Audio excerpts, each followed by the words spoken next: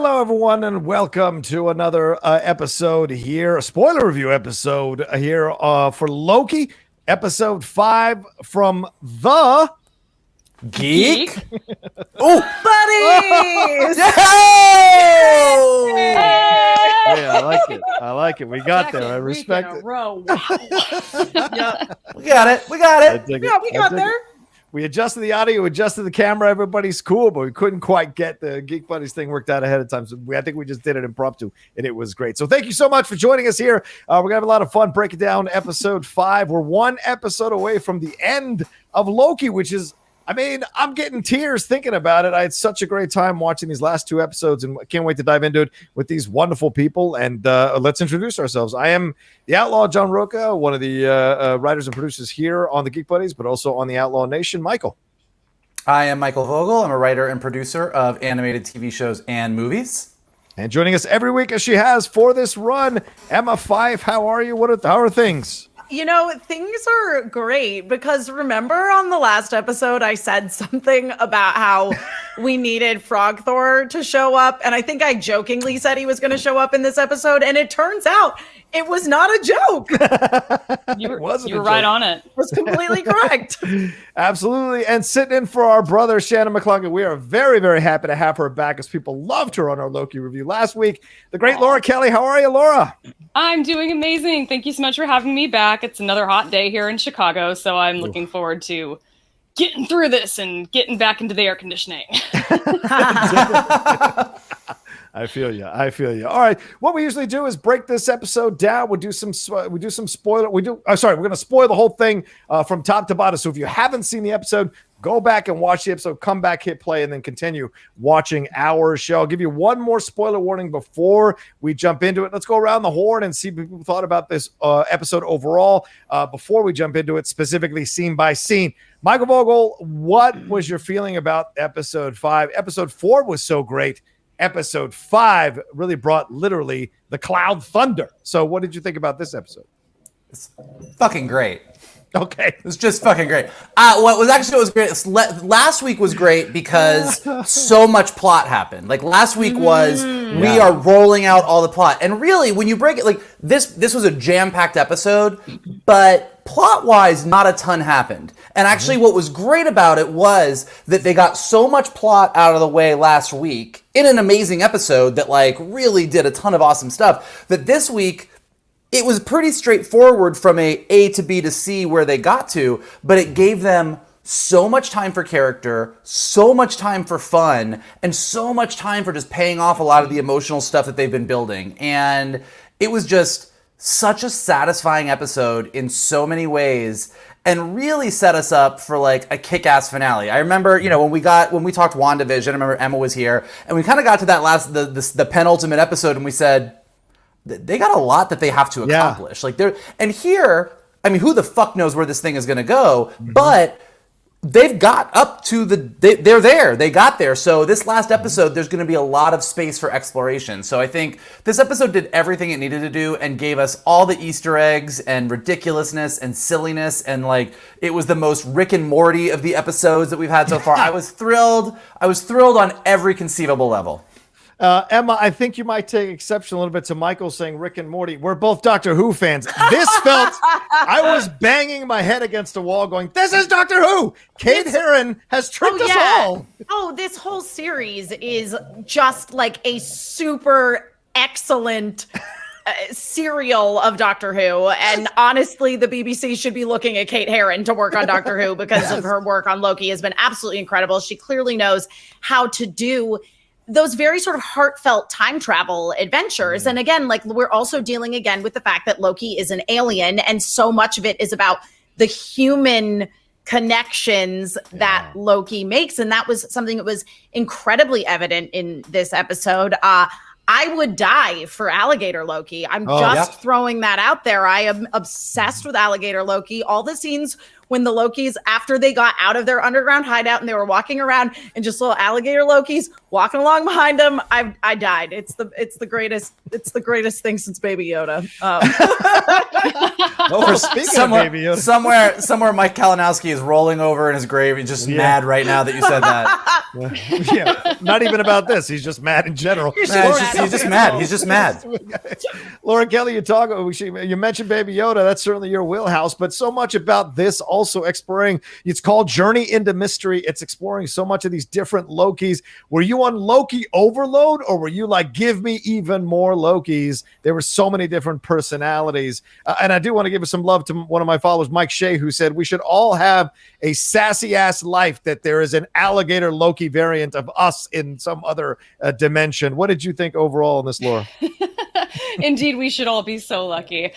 No, I think, having Loki overload's not like a thing for me at this point in time yet. I'm just enjoying this. If they were like, we're going to do 50 episodes in this first season, they're each going to be 5 minutes long. Like that might be too much, but this is perfect for me. And I'm loving the pacing of it. I love that we slowed down a little bit in this episode.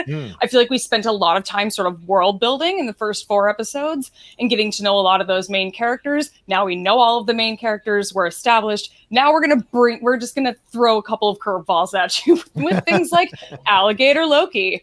And more. And I really enjoyed it. I got to say, I loved President Loki too. Loved the sass and the attitude. That was some of the sass and the attitude. We haven't gotten so much out of our sort of main storyline Loki, I don't think. Yeah. We're getting enough, but we're not getting sort of that same level. And I forgot how much I missed that when we got to see him. Just like villain Loki.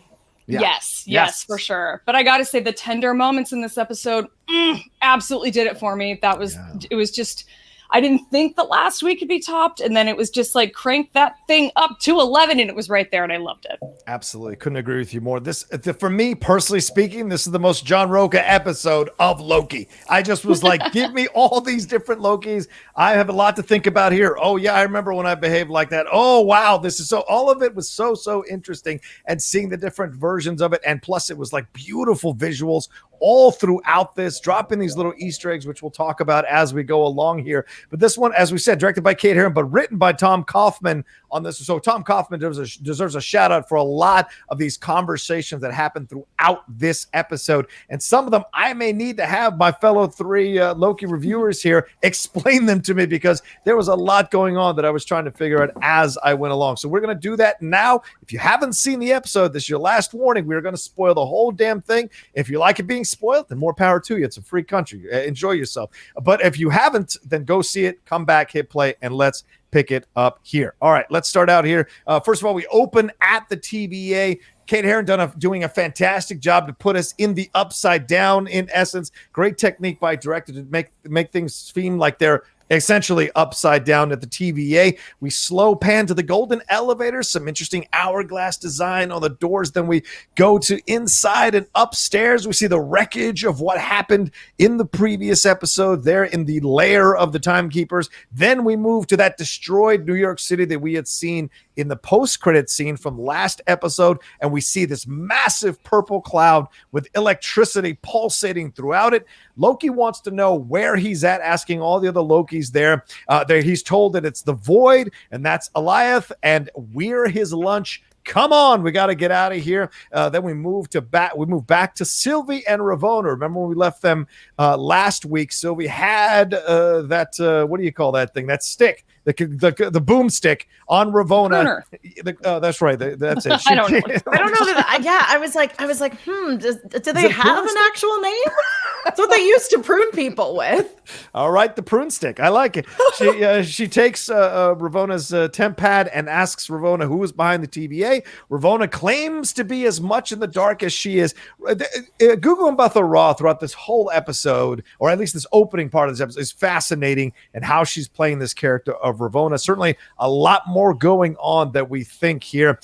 They are in the court, and Ravona tells her that Loki might still be alive. Ravona is saying that he is, and they can figure this out. And pruning she explains that pruning actually doesn't destroy all the matter of the existence. It simply sends it to a place at the end of time where it cannot affect the overall timeline. Says it's the Void, she calls it that, and that the timetable is still being rewritten over there. Ravona says she can help if Sylvie trusts her. and we stop there and go into the Loki title card. Mike, a lot being explored here in the back and forth between Sylvie and Ravona. Seems like Ravona's trying to lure Sylvie in, tricking her a little bit. I'm surprised Sylvie falls for it, at least right off the bat, but she's desperate to find Loki, desperate to kill these timekeepers. So what do you think is happening here in this open? Well, first, a lot of exposition, but like this is why the episode is so great. Shannon and I and you, like we've all talked about this several times over the past several weeks, but exposition is necessary, but it's often clunky. Yes. And when you can tie exposition into character moments, into other beats, it makes it go down a lot easier. And so instantly when we get to the void and we have this amazing shot, like you said, like kind of going through everything, kind of visually reminding us of where we're at.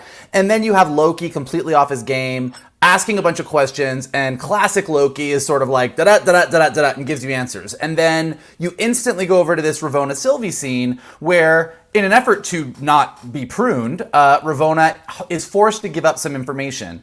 But what's really great, I totally agree with you, like the performance like that Gugu Mbatha-Raw is doing is amazing because Ravona is such a good liar that we as the audience are never, we know she's not good. We all called it early on. We all were like, there's something going on here, but does she really know who's behind everything? You know, did she not? Does she know? And she's doing the best way that you can lie to somebody is give them pieces of the truth. Yeah. So she does explain the void, and she does explain that Loki is probably still alive, and she does give enough information that Sylvie, who as a Loki is also a great liar, is like, okay, I might be able to trust you. And it was really great. So it's a great way to be giving exposition, but we're taking it in as we are also like sort of our own bullshit meter is like, well, that sounds true. So is she good now? I don't know. I'm still nervous. And it was just great. And like these two scenes combined just set the stage, give us all the information we need so that moving forward, we can just play and have fun. Absolutely. Emma, I go to you. What stands out about this intro? You're watching the interplay of two of these women who are holding back a little bit to try to get their ultimate goal satisfied here. What stood out about the way this whole episode started? I mean, I felt, even though to echo what Mike was saying, this whole thing about the idea that we know Ravona is bad, but I couldn't help but want her to be good. Yes. You know what I think that that's kind of the thing, you know, you brought up the idea of like, I can't believe that Sylvie believed her, but I think that like she's in a place wherein, and they explore this later in the episode also, that she has no one, she has no friend, she has no one who's looking out for her or helping her. And so I think in that moment, especially the person who she associates with having been the one who robbed her of her chance at having any sort of life with connections, I think that there is a part of her that, like me, wanted to believe Ravona. And so she kind of does, even though she doesn't really, if that makes any sense. Yeah. Yeah. She buys it for now so that she can get to the next thing, and then she'll figure out what she's going to do next. Yeah. She's been through a lot of crazy situations, Laura. Yes. So you feel she's got her own ability to trust her instincts when stuff starts going down. What stuck out to you about this whole intro here? Well, I like Mike's word of the bullshit meter, because that's what was just flying off the charts for me during these Ravona Sylvie scenes. I just kind of kept waiting for the other shoe to drop, and then once we started talking about the spaceship, I'm just like, oh yeah, that's it. Yeah. But I gotta say, I really enjoyed this. The intro and like the first scenes in this episode, we've got the camera sort of twisting clockwise in the beginning, and while we're sort of turning upside down, you know, kind of getting that, yes, everything's sort of turned upside down at the TVA, everything's chaos, whatever. But then when we switch to the scene that is panning through or zooming through the where the timekeepers are, and we see the timekeeper head on the floor, it starts turning counterclockwise. Oh, so I'm kind of watching this, and I'm just like trying to read into it too much, and I don't think there's anything there, but I had fun watching it and trying to pay attention to these things anyway. But I gotta say, this Alioth character, the cloud, this purple storm cloud in the void, did it look a little bit like the sand monster in Aladdin to anyone else? Oh, I could see that. I could see that. Came to my mind. It just a little bit looked like it, which was kind of fun. The Cave of Wonders? You said like a little bit? Yeah, okay. Yeah, a little bit. Wonders. Okay, Yeah. all right. I had a little bit of that vibe to it, which I enjoyed. But yeah, overall, I was sort of surprised that Sylvie was kind of buying into any of this bullshit with Ravona, because I kind of kept waiting for it to twist too. But I think what Emma said makes a lot of sense. Like, she spent all this time alone. She wants to try and trust somebody. Yeah. And even, if this is the person that's in front of her and this is the opportunity to do it, what choice does she have in the moment? Yeah. And also, I mean, and this is where, even though Sylvie is very different than other Lokis in a lot of ways, and some of this comes into play later, she's still a Loki, and a Loki takes whatever. Like, there's no other options. Like, your options are either believe her or where do you go? So she is in that typical Loki thing. She's kind of stuck between a rock and a hard place, and this is the option. Yeah. So I think there's that going on. Just really quickly on the Easter egg front before we miss them. As we're going through on all the Easter eggs. First, the title itself, Journey into Mystery, is in itself one of the big Easter eggs of the episode, because that is the comic book where Thor and Loki first appeared in 1962. Oh, wow. So Thor in issue 83 and Loki in issue 85, and that eventually became the Thor comic book. Journey into Mystery is actually the first big Easter egg. And when Laura was talking about that shot going through the city as we got to those Lokis, it's where we see what looks like Avengers Tower, except it has Kang Enterprises, QENG. Wait, this isn't the point that we saw the helicopter or the... No, that was a little bit later. That was later. The helicopter was a little bit later. This episode was just full of them, so... but yeah, as far as like the top one, like this is a big one because Kang Enterprises is from in the comics where Tony sold Avengers Tower to a guy named Mr. Griffin, who was really a variant of Kang the Conqueror. Yeah. Kang, a.k.a. Loki's Mephisto. But definitely a giant Kang Easter egg right there. I just want it to be actual Mephisto, to screw with everybody because everyone was so fixated on it during WandaVision. Yeah, totally. He just does a middle finger and walks off. That's what I was like. Laura, I had also the smoke monster from Lost in my head. I also had what's his face from Green Lantern, the smoke thing that Clancy Brown voiced in Green Lantern. So I get I get PTSD over smoke monsters. So when I see them, I'm like, you better make this work. You better make. I will say, but and I was having PTSD from Rise of the Silver Surfer, the Cloud Galactus. Oh, right. And I did have the thought in this episode at one point later on, I kind of did go, see, that's how you fucking do a cloud monster. Fair enough. Said it there. All right, let's move on. We go back to the void, and this time the Lokis are all walking together. I'm loving these head bopping or headless or necklace peacocks, whatever those things are. I love them. So Loki asks for clarification of what the void is, where they're at. He gets it, finds out what Ravona found out, or what Ravona told Sylvie here about the void and all of it. This is a void where all of pruned existence comes to clash into itself. So we're going to see some crazy images in this area. And all the Lokis, he finds out, were pruned themselves. Alioth eats their existences and does not allow them to return to the main timeline. Loki is desperately trying to figure this out.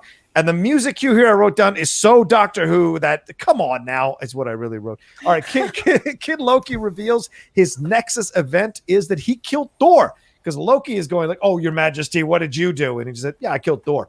And that stops Loki in his tracks. They go into some weird underground bunker here. And as it pans down, I wrote, is that Mjolnir? Is that Frog Thor in a jar? And sure enough, it was. This design in the bunker is like part Big Lebowski, part Pittsburgh Steelers, candy canes, all kinds of madness in this thing. Emma Fyffe, you got your Frog Thor. But But talk to me about this whole sequence of the Lokis explaining the void to Loki and then going out into this underground bunker. Yeah. Okay. So also, Frog Thor was in a little jar that said T365, which is a reference to the Mighty Thor number 365, in which Thor was turned into a frog and fought against, I think, what is it? Like the rats try to take over his kingdom and he teams up with alligators who the rats thinks are dragons to like take back the Swords of New York Kingdom. But anyway, no, I was so excited about Frog Thor. I was like, oh yes, because I had said that I wanted it last week. So this scene to me, okay, I just have to say that Richard E. Grant is having the most fun of anyone in the Marvel Cinematic Universe possibly ever. He's just so great, and the way that they play him as this mature character, but with like a real deference for everything that he's been through, and like they get more into it later, but like just right from the beginning we established that it's like this guy has no, like, I don't want to say like he has no pride, but he's somebody that like doesn't allow pride to get in his way. We see immediately from the beginning, which is so contrary to what that image of the classic Loki is all about, which is this very sinister, mustache twirly sort of villain. And so to see him being like, yeah, obviously, like, Kid Loki, he's the one, because I mean, he killed Thor. That's what we all wanted to achieve, right? At some point. Yeah. And then Boastful Loki, of course, chiming in with his oh my 2 God, cents. Boastful Loki. So fantastic. And we should give a shout out to the actors who are playing, obviously, Richard E. Grant, but Kid Loki is Jack Veal, and Boastful Loki is Diobia Operai. Hope I'm saying that right. But you go into this whole sequence with them having the back and forth. Loki, of course, Tom Hiddleston demanding answers here, Laura Kelly. That is standard look, stopping things until he gets his answers. And then, of course, being surprised by the answers he does get, and then climbing into this weird bunker. What stood out for you from the walk, the frog Thor, and then the bunker? Well, the lesson is to don't die the entire time, and I love how annoyed he was by this. I gotta say, the humor in these scenes was just killing me, of Loki saying that he doesn't think that the alligator variant of himself is all that strange. At this point, he's seen some shit, so it's, nothing's gonna surprise him anymore. And I gotta say, as the audience and as the audience member who didn't know what alligator Loki was or what frog Thor was, I didn't see it coming, and I also was just like, yeah, okay, no, we can move on. I accept this. But it was, one of the things that stood out to me in these scenes was sort of how different the explanation of what the void is, how those scenes were explained by Ravona previously to Sylvie, and how these 3 Lokis are explaining it to Loki in these particular scenes, talking about how this is where the TVA dumps its rubbish. And, talking about how Alioth always returns. Ravona, neglects to mention Alioth, interestingly enough. So, if you have any kind of guess that she might not be all bad, I think she's probably pretty all bad. The fact that she left out that small little detail that, by the way, you're going to get dumped in a bus when you get pruned, and then you are going to get chased by a storm cloud. So good luck. That's Didn't include that. Eat you and erase your existence entirely. And that's Best a part of of it. Yeah, exactly. Michael, this is, you should talk about, you start to see, Laura brought up a great point, the difference between how Ravona explains the void and how the Lokis explain the void, who are actually in the void, and what they experience. So you understand now the void has consequences. This Alioth cloud can virtually remove you from existence unless they discover what's beyond the void, which starts to become a prevalent part of this episode right around this time. So what stood out for you here, seeing the interactions here? I mean, how much does Alligator Loki have your heart already? Like, talk to me about this whole thing. What I find really, because like as far as Alioth goes, like he's very effective. There's nobody, like what I find interesting is the amount of Lokis that are running around, because as has been established multiple times in the series, what a Loki does is survive. Like Lokis always get out by the skin of their teeth. Lokis don't always succeed. In fact, most of the time they don't. They fail, but they don't die. They always just manage to get away. And so you're at the end of the line, you are literally at the end of time, and there's a giant cloud monster that clearly is eating anyone who gets dumped there, because there's lots of variants that aren't Lokis, but mostly it's just a bunch of Lokis running around because they're like cockroaches and you can't kill them, which I thought was absolutely amazing. I, like everybody, would die for Alligator Loki. For a Loki who is so silent, he says so much. I truly love that he is an alcoholic with a temper. Which I find when he's just drinking box wine in the kiddie pool. Like he's just like in the kiddie pool doing his thing. And like, even though I know this is the next scene, boy, when he gets pissed, you don't see him coming. You don't see him coming. He's going to come for you. Like, it is amazing to me that the show, kind of to Laura's point, as someone, as Laura was saying, that she's someone who's not as familiar with all of the weirdness of the Loki comics and everything, that the show has taken us on a journey where, whether you're a super nerd who's read every Thor comic or you're not, it's gotten you to the point where you're like, sure, yeah, that's a Loki. I guess that makes sense to me now. And it's like, it's just amazing that the show has been allowed to get that weird. I also particularly love that there's just this running gag throughout the show that every Loki thinks every other Loki's plan is garbage. Like every time that, like these guys are like, don't die.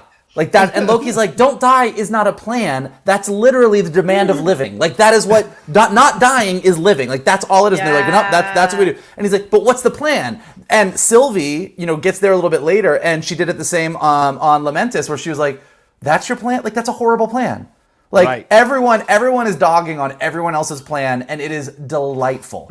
Of course, because they didn't think of it. I'm sure we've worked for people like that who think their plan is completely correct. Oh yeah, their plan sucks. Oh yeah, yeah, exactly. I also did love just the detail of, and I mean it makes sense, and of course because like Kid Thor is the king. I love the detail that even in their shitty bunker bowling alley, they built a throne out of Christmas candy cane. Like they're Lokis. They must have a throne. The goal of a Loki is to have glorious purpose and sit on a throne. And so, of course, what are all these Lokis fighting about at the end of time? Who's king and who gets to sit on the throne? Right, exactly. You love it. You love it. All right, so we go back to the TVA. Ravona and Sylvie are having this back and forth. Ravona is asking Miss Minutes for the files on the beginning of time, maybe even playing for a little bit of time stalling here. Sylvie wants to know about the end of time, actually, what's beyond the void. Sylvie is so intelligent. She's immediately already figuring this out. She's the one person whose plans I do trust. Yes. Ravona says, the one Loki you should trust. Ravona says they can't get there because the temp pad can't lock onto anything. And Sylvie says, well, we'll just need to go through it. Then Ravona says that's suicide, which makes Sylvie go, well, then I guess your usefulness is over, and threatens to kill her with the prune stick, as we're calling it. All of a sudden, Miss Minutes... the pointy end. With the pointy end, so it's going to hurt. All of a sudden, Miss Minutes suggests out of nowhere a void spaceship. This is where I was like, a bullshit. And which Ramona immediately agrees to, all of a sudden, doing a yes and improv with Miss Minutes that they can use to find Loki. Sylvie says she wants to kill whoever is behind it, and Ravona immediately sticks out her hand and says, together. Trying to latch on, create some kind of semblance of teamwork here. She's a survivor, I wrote. This is all nonsense. She will betray her. I wrote that. Then Miss Minutes can't see. That's what I was thinking. Miss Minutes can't seem to find the files, and yep, she's totally playing for time. And then all of a sudden, these Minutemen show up. Sylvie jumps behind the judge's stand, and her and Ravona have a back and forth about her surrendering. Sylvie wonders, maybe if Ravona got a bit too real, maybe for all the stuff she was doing, there was some realism to what she was talking about, trying to find out, trying to say that she wants to find out who's behind all of this as well. Ravona says, well, look, I'll only punish you by putting you in a time loop, asks if she has any good memories. Sylvie says she has one, stands up, and then prunes herself. Laura, what a scene here between these two incredible actresses, but also what incredible stuff was laid out here. And then Sylvie putting a button on this scene and pruning herself. Talk to me about this scene. Oh my gosh. So I gotta say, Miss Minutes jumping in this scene where specifically when Sylvie goes to threaten to kill Ravona, that's exactly when she jumps in. I'm just like, Miss Minutes and Ravona are in this together somehow. Ravona's just like, they're in cahoots. I do love the yes and she really did. Yes. Like, yes and here, Ravona. Well done in improv class. But I gotta say, this part where Sylvie like prunes herself, I still, even for just a second, I was just like, like no, like for just a second, I kind of like forgot like what was about to happen, because it was still just kind of like devastating and sad to watch. But I think leading up to that, Ravona at one point when she goes to, say like, trust me or whatever it is she says and holds her hand out, she puts her hand out just a little bit too fast. Yes. And I think that's sort of Sylvie's first clue, like, okay, or not first clue, but probably last clue of like, yeah, that puts the cherry on top that this is all bullshit, I think. Right. But yeah, I really loved the explanation here of the fact that, we have to just go through the void, and that's how we're going to do it. And as, oh, maybe there's a spaceship. Oh, well, that's great. And I guess there's not. It was fun. It was a fun scene, and I love where it ultimately leads, and I won't go any further than that. Okay. Michael, you look at this, and at what point do you think Sylvie knows Ravona is BSing her? Is it when Miss Minutes starts to all of a sudden can't find the files? By the way, the animation there and Tara Strong's performance as Miss Minutes is genius. Oh, any minute now. I was going to say, you said funny. Yeah, you said the performance of the 2 great actresses. I would say the 3 great actresses. You're right. Don't you forget Miss Strong. But yes, she, I was watching it, and when Miss Minutes said, well, there's the Void spaceship, I went, you little clippy bitch. She's clippy. I don't even know if you're alive or not, but you're a fucking liar. Oh, I was so betrayed by Miss Minutes. I think as soon as Sylvie heard Void spaceship, her bullshit meter was like, she let them. I think she let them keep going, but I do think Laura's right. I think Ravona did come out a little too fast with that handshake.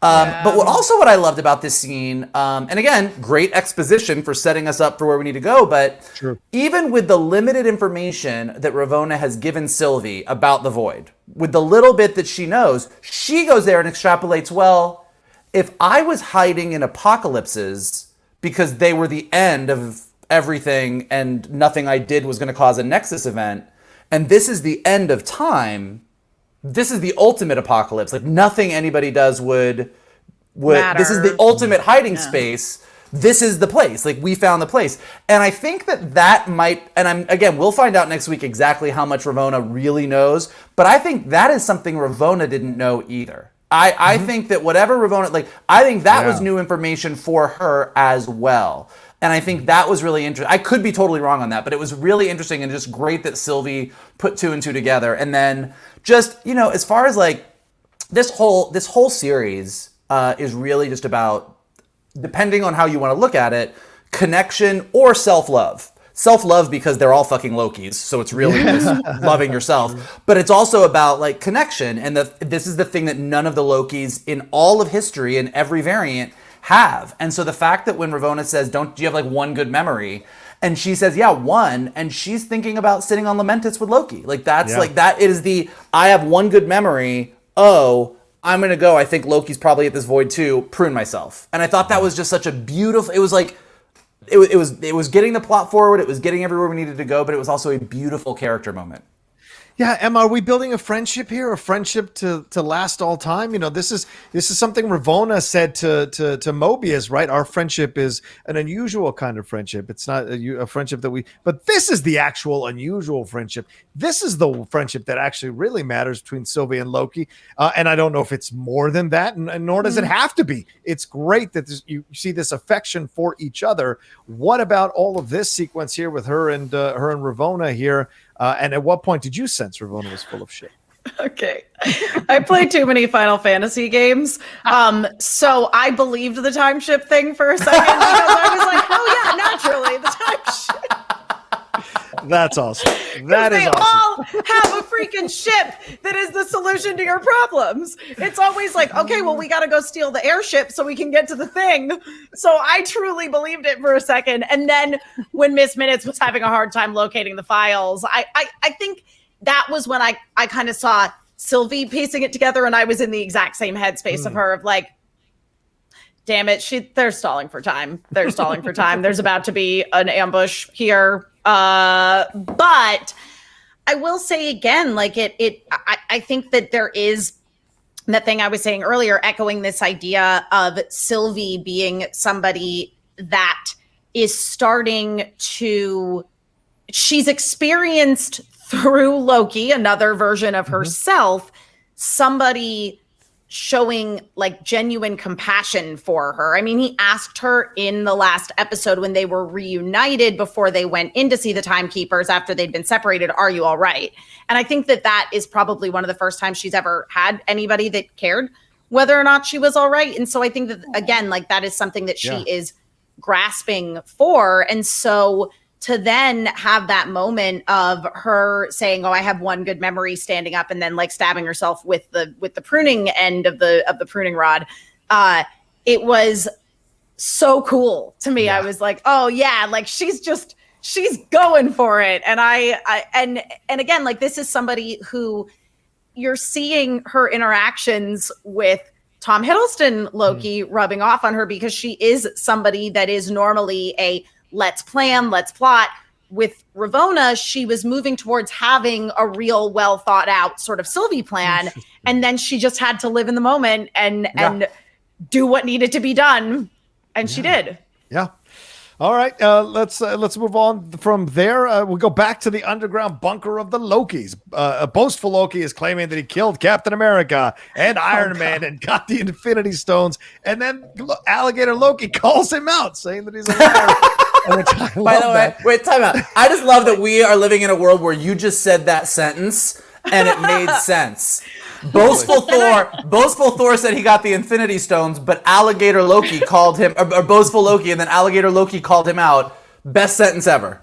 Truly is. Truly is. But I also love the Alligator Loki and like OG Loki, C-3PO, R2-D2 situation of like C-3PO constantly interpreting what R2-D2 is saying, and it's just Richard E. Grant interpreting what Alligator Loki's saying. I think my favorite is like, he's praying for us.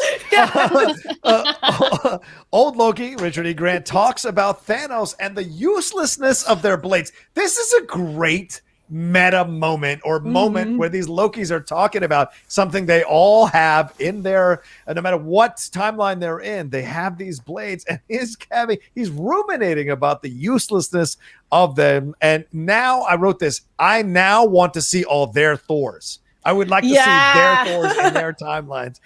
Loki tells a story of how he escaped Thanos. This is old Loki. Disappeared as debris. Spent a long time thinking about the pain he had caused, and he hid away on a planet. He only got caught by the TVA when he started to get lonely, and he wondered if Thor or anyone missed him. As soon as he took a few steps off the planet, the TVA got him, and he says they only have one part to play in all of their timelines. They're the god of outcasts. But Loki doesn't want to accept our Loki, I guess I'll call from now on. Our Loki wants to escape and tells him he's not going to sit around here and deal with this stuff. Come with me. And they all just fall back and laugh and let him go out. He heads out to find Sylvie, as I said, and this elicits the laughter. But our Loki is determined. He opens the hatch and he finds a team of even more Lokis led by the president version of himself looking down at him. Michael, I'm going to stop here because this scene is so great. It's as a comic book. Look, what's the base foundation of a lot of us? It is reading those comics as a 10-year-old in your room and thinking about all the stuff that's involved in canon and who has what, who does what. Seeing a bunch of Loki sit around and talk about their realities that you read in comic books as a real thing was so awesome. Talk to me about this whole scene and seeing this team of Lokis. Yeah, well, I mean, like, first of all, this is what I was talking about this episode, not having a ton that it had to do, so you got the time to play. And this whole scene is you have the time to do all of what you just said, which is everything in the comics that didn't quite make the cut for the MCU gets its moment to shine. Everything from Frog Thor to, you know, all the different pieces. And so seeing these different Lokis kind of reflecting on their different things, it's nerdy and it's fun and it's like a geek fest. But the other part of it that's really interesting is that, again, this whole show is about the connection and like that Lokis just lack connection. And I mean, and we'll talk more about it. You kind of mentioned it before, but this whole debate of, are Sylvie and Loki friends? Are they lovers? Is it a romance? Like, it kind of like, to me at least, that's immaterial. That doesn't matter. Yeah. What matters is the connection. The reason that Loki and Sylvie had that moment was that Lokis don't have connection, and they finally got that connection. That's what caused the Nexus event. And as each of them are going, we don't know a ton about Boastful Thor. I mean, I keep calling him Thor. He just looks like a Thor to me. It's because he does look like a Thor. Yeah. It's the thing about Boastful Loki. We don't know a ton about him, but because he betrays everybody, it's safe to assume he doesn't have a lot of connections. But then your classic Loki, Richard E. Grant, tells this whole beautiful story that you were just talking about like he got so fed up with anything, he went to live by himself. And then what brought him out of hiding? He was lonely and he wondered how his brother was. I mean, that's someone who's really looking for connection. And then Kid Loki killed his brother, so no connection. We know our Loki story. Kevin Feige made such a big deal out of, this is a Loki before Thor 3. This is a Loki before he started to have that connection. And even Sylvie, she's gone through her whole life with nobody. So like, you know, as fun as it is and as geeky and cool as it is to be like, oh, Infinity Stone's here and you did this and you did that, this is also really a bunch of Lokis kind of bragging and talking and all this stuff. And then when Loki's like, I'm going to go do something different, Kid Loki is like, you're different. Why are you different from us?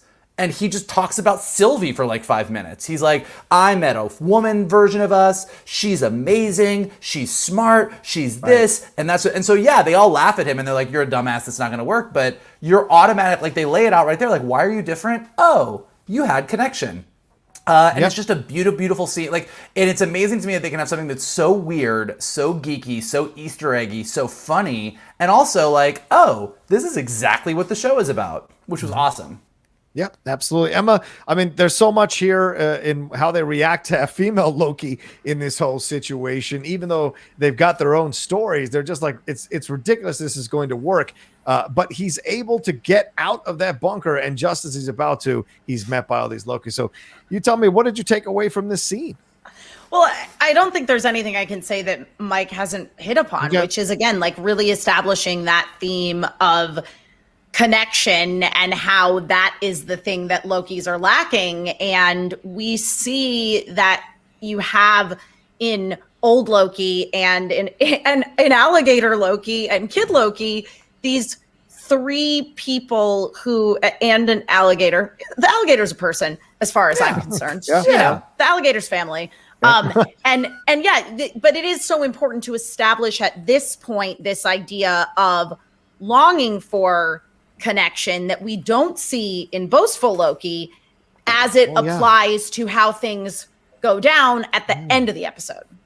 That's a great point. We don't see Boastful Loki necessarily, and we'll get to him, of course, turning on everybody. But even Kid Loki, there's a lingering sadness in Kid Loki's tone of voice when he's communicating with anybody. So this removal of Thor, when it's completed, is often difficult, right? It seems like, I mean, just like Joker has said many times, like about Batman, like, I don't want to kill you. Like, I need you to exist and vice versa. And it seems like Thor and Loki need each other to exist. When one is out of the way, it's a despondent existence.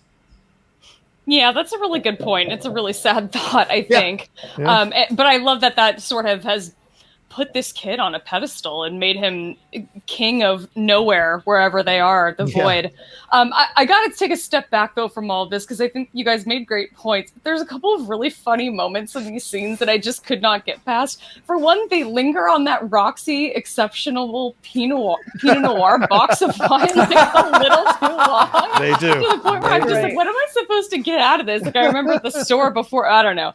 And the fact that Richard E. Grant then pours some of the wine in the gator's mouth, and then we cut to the kid who has a juice box. These little like details were just killing me in this bunker scene. And yeah, the fact that we have the line of, we're the same. Have you ever met a woman variant of us? And Richard E. Grant's gone, that sounds terrifying. Like, absolutely killed me. Yeah. I could not get past it. And I went back and watched this episode, I think like a total of 3 times today, because I just enjoyed these scenes so much. But yeah, I enjoyed all of the humor that we got out of this. We also get, Loki trying to escape from the bunker and, running into all of the other Lokis and just being like, this is a nightmare. Like, even he at this point is just like, this is awful. I can't believe I'm stuck in this reality. It's just, it was just killing me. But to back up to just one point that I think we may have missed, and maybe it's me reading too much into it, but right after Sylvie self-prunes, the camera cuts back to one of the hunters or one of the Minutemen in the room. Oh yeah. And the hunter's like, oh, she's self-pruned, and Ravona's like, oh, good, she's dead too. And then she turns and leaves, and he kind of turns and looks at her, and the camera just lingers on him looking at her to the point where I'm just like, is he starting to get suspicious? Are they all starting to get suspicious around the TV? Are other people starting to pick up on this?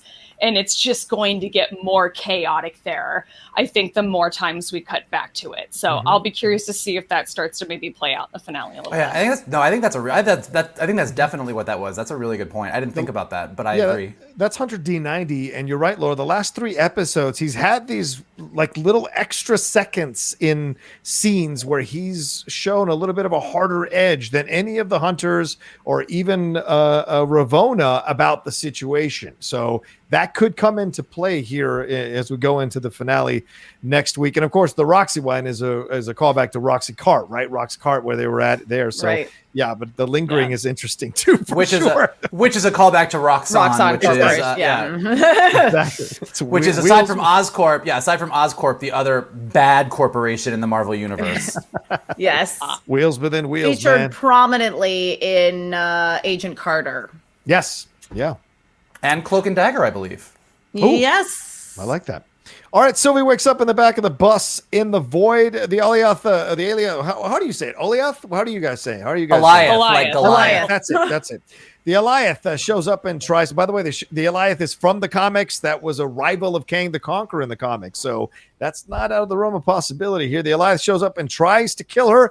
She pulls a bit of magic and connects with the Alioth and sees this like castle in the distance just for a second. This is brilliantly shot. The just the semi slow motion for just a second, the pause, and then boom, we're out of here. And she's going. Suddenly, a car shows up honking with a pizza slice on it, and it's Mobius. Mobius is back. They drive away from Alioth back to the Lokis, and then we go back to the Lokis in the bunker. The main Loki seems to be the King Loki. Oh, sorry, what is it? The King Loki? Is that what you want to call him? The Kid Loki is King Loki. Kid Loki, yeah, Kid Loki. Kid Loki. King Loki. Yeah, sure. Kid Loki. King Loki is there with all the other Lokis, and of course, the President Loki has come down with his Lokis, and Boastful Loki turns on the other 3, and it turns out that he made a deal with the president. And then the main Loki, our Loki, says, the President Loki says, I've changed the terms of the deal so he can be king. And then all the Lokis turn on him after he turns on Boastful Loki. And then a Loki battle royal breaks out with our Loki, that's our Tom Hiddleston Loki, dancing in between the pockets of space to escape getting hit. Kid Loki grabs Alligator Loki and protects him. And then old Loki creates a projection of the original of those Lokis there that were there, which allows them to escape up through the portal. And old Loki is frustrated at how broken the Lokis are. We're always just going to do this. Why can't we get past this? And Kid Loki says, the reason we can't is because whenever any of us starts to change or be better, they are sent into the void. It's very interesting. And then our Loki says that's why the TVA needs to be stopped. Nothing can change in our timelines, in our existence as Loki, until they cease to exist. He says Sylvie is the only chance of stopping the TVA, and the other 3 Lokis who had been laughing earlier about helping him now are determined to help him go forward and go and find Sylvie and possibly destroy the TVA and take on Alioth down the road here. Emma, what are we grabbing here? What are we taking from these altercations and these battles in the bunker here? Well, listen, President Loki will no longer be grabbing anything, I believe, with his right hand, as it was unceremoniously consumed by Alligator Loki, which was... What a great scream, Emma. Absolutely. Well done. Absolutely incredible. I mean, the Loki Battle Royale, it was so great. And again, like, I know I keep harping on Richard E. Grant and how incredible his performance is in this, but old Loki has seen some shit. Yeah. And like Richard E. Grant just conveys that with his very being. Like, this guy is fucking tired. He's tired. He just wants to like live out his life in the void with his son / king / himself, Kid Loki, and their pet alligator Loki. You know what I mean? Like, again, you get this whole idea of, it makes sense that the other 3 Loki, who escape with our Tom Hiddleston Loki are immediately like, you know what? We're in. Yeah. Let's go, because we need to fight for something. We can't just survive, because the fact of the matter is yes, they are just surviving, but they have inadvertently formed these connections with one another. But again, beautiful subtext, absolutely hilarious scene. Like that is this entire episode in a nutshell. Yeah, absolutely. I mean, Laura, Emma makes excellent points here as well. And you jump into this idea of how many of us look back on our own lives and some of the things and we were like doing the same patterns over and over again in a different versions of ourselves in different situations and then as we get older, we go, why did I ever do any of that? And then it's like, how do I break out of this? And you try to kind of stop this whole thing, but there's something that eliminates us or stops us in those moments from trying to progress, from wanting to be better. And this is a fascinating exploration, a human exploration, if I may say so, about yourself, what you go through as you get older in life. And certainly, as Emma pointed out, old Loki is really wise because of how he looks at all of it and the uselessness of the fights. But, Boastful Loki is out of the way now, Laura. We have Kid Loki, Alligator Loki, and Old Loki with our Loki. And they, you would argue, are the most introspective of the Lokis overall. And that may be why this plan has a chance to succeed. What do you think about this whole scene and them climbing out of this bunker? Well, introspective, I think, is a great way to describe the Richard E. Grant character. I mean, he really is having so much fun in this role. But I love that one of the things that he's bringing to it as this character is that he's not proud. He's not a prideful person, which I think is one of those key, attributes to who Loki is. He's always a very proud character. And we've really, Richard E. Grant has totally gotten past that in the phase of life that he's in. And I just love that he brings that to this character. He brings that levity to it. So yeah, I'm enjoying his performance a lot too, especially towards the end. It pays off, I think, in a great way. Yeah. But I gotta say this, somebody made the point about these shots of the speeding up the slow-mo shots followed immediately by speeding up through these really quick little shots of what Sylvie is seeing in this vision when she enchants Alioth. So I had to, like most nerds, I stopped and paused. I'm all about it. And so, I'm seeing, you see the colorful, clouds in space and the castle on the rocky hill. And then there's, an orange sky on fire, but, just at the top of the tower is just that one small little part that's orange. And then a bright flash, and then we're right back to Sylvie, and it's slow motion again. It just is really, really beautiful how they did it. It was really fun to watch. The pizza slice on top of the car, part of me was hoping when I first saw it from a distance, I'm like, what if it's the Pizza Planet car from all the Pixar movies? That would have just been I would have just loved it. It would have been a dumb time that makes no sense, but I would have loved it. Okay, but we do have to talk about the fact, and I can't take credit for this. I saw Jenny Nicholson tweet something about it, that this was a missed opportunity to have Owen Wilson show up in Lightning McQueen as the car, to rescue Sylvie. I would have been okay if he just pulled up, rolled down the window, and just said "ka-chow." That would have been enough for me. "Ka-chow." That's good. That's good. I like that. Perfect. Michael, we got a lot of it about. I mean, he was just talking about the uselessness of the blades. Now he's talking about the overall uselessness of the Lokis. If we can't advance past a certain thing about fighting over this useless throne in a place called the Void, it's just a useless pursuit to achieve status. What does it really all mean? So, what struck you as you're watching this scene here? Well, I think his speech, which I'll get to in a second, is great. But I think leading up to it, which supports it, is everything that everyone else said about the fight scene being hilarious and funny, and Richard E. Grant is just owning the entire scene. It's all great.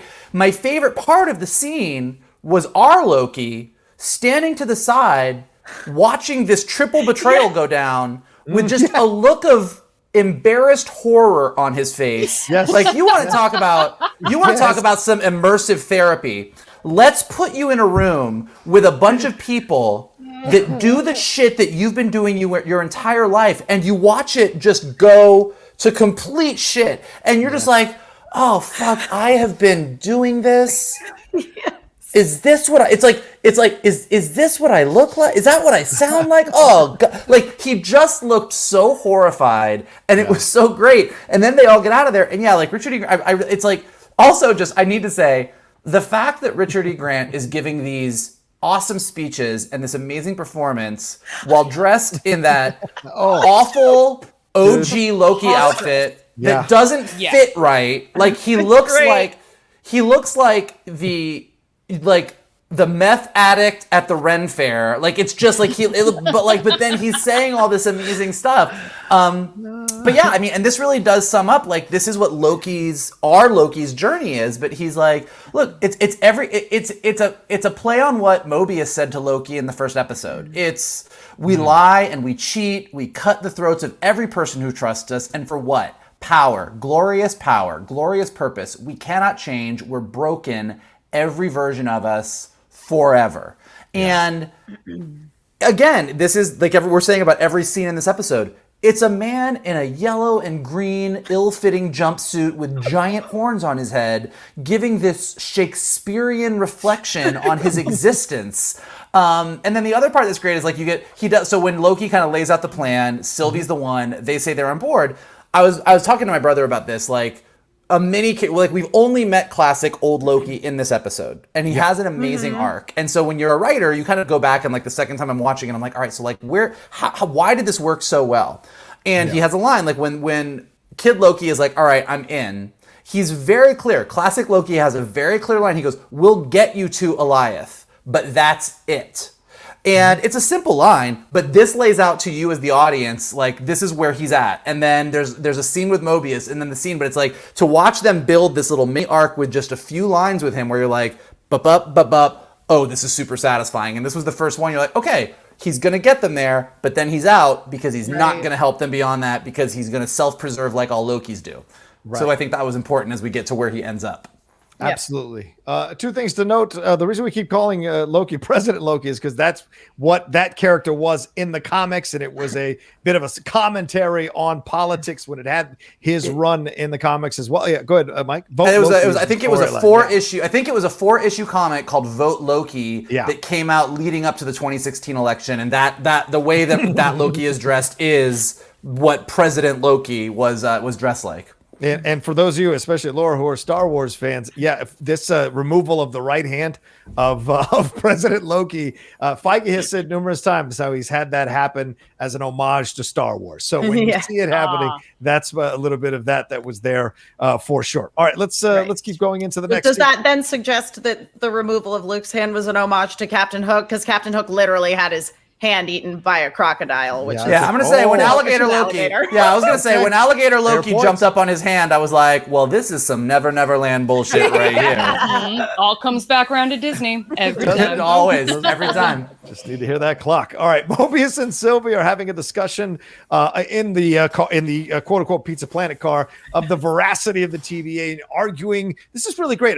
Once again, another conversation about one person's villain is another person's hero in this kind of thing. And Sylvie wants to find Loki, but says she wants to destroy the TVA, and the only way out is to go through Alioth. So pretty interesting. And she kind of calls him out for some of the stuff that he did, as he calls her out for some of the stuff she did. So we get a little back and forth there. Now the Lokis are also talking about going to Alioth. Suddenly a battleship shows up out of nowhere. Alioth kills all the sailors on board, which causes Loki to reconsider his idea of maybe going toe-to-toe with Alioth. Suddenly Loki sees the car that Mobius and Sylvie are in and is reunited with Sylvie and Mobius. They all get introduced to each other, all the Lokis, everything like that. And then Loki reveals to Sylvie he was going to kill Alioth. Sylvie says that's a stupid plan. Michael, great point, explains that Alioth is the guard dog to what's beyond the void, and she is going to enchant it, which elicits laughter from Loki. But she's not kidding, folks. And I love this moment. She's not kidding. Then we go back to the TVA. Ravona is here with Hunter B15, who is in a cell. They argue. This is a great back and forth as well. They argue about the loyalty and the TVA, or to the TVA. Ravona wants to know what drives Sylvie, since B15 had her in her mind. And B15 is pretty straightforward. She says revenge and killing whoever is behind the TVA. That's what drives her. And then she realizes that Ravona wants to find out who is behind it as well, but she says she won't succeed. You want it. Sylvie needs it. That's the difference. Then Ravona walks out and Miss Minute shows up out of nowhere and she asks for all the files for the creation of the TVA. She says whoever created this place is in danger and she needs to find them. So there we go, Laura. We understand now Ravona's end game here. She may not know what's going on beyond the void. She may not know what's going on, who's running the TVA, but she wants to be a protector of the TVA. So what is her story that puts her in this position that she wants to protect the TVA? But anyway, what did you think about all the stuff that happens here, the reuniting of Mobius and Sylvie with Loki, and the conversations about the enchantment of Alioth? Well, you'll have to remind me if I'm wrong, but I don't know if we've ever had a one-on-one scene between Mobius and Sylvie yet, or at least we haven't had a ton of them.